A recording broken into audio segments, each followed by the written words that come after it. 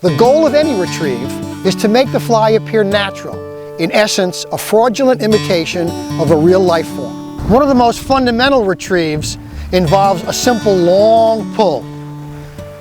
A long pull and a pause. You take a long pull, you pause.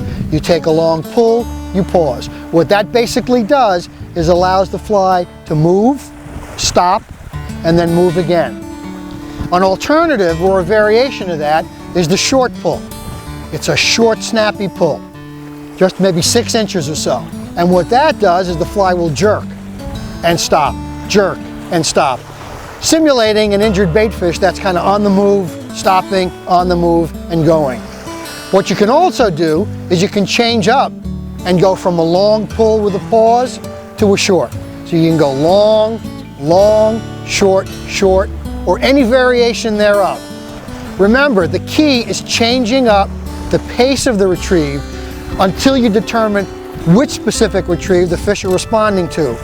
And an important point to remember is that fish will vary their preference from day to day.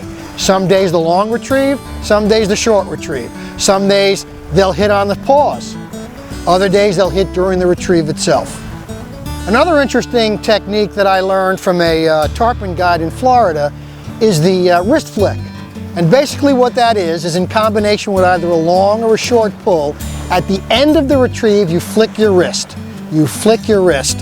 And what that does is at the last moment during a retrieve, it causes the fly to move about in an erratic fashion.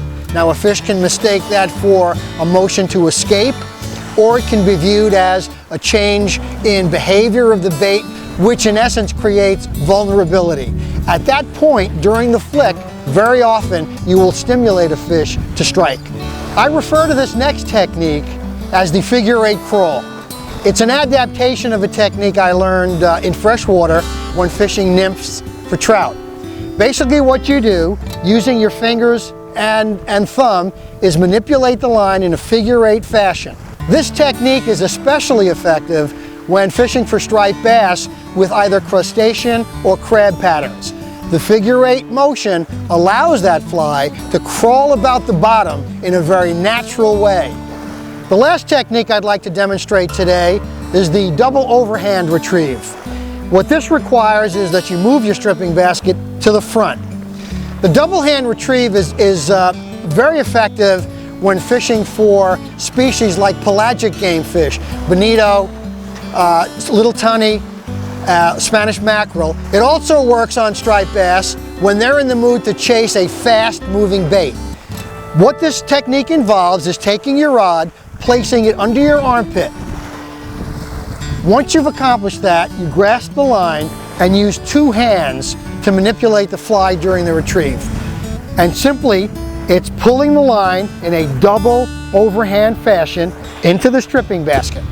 You can do that in a rapid rate, you can do that in a slow rate, and you can even alternate that if you'd like on occasion by moving the line and flicking it. One of the things that's very important when using this technique is to always stay in touch with the fly and the line.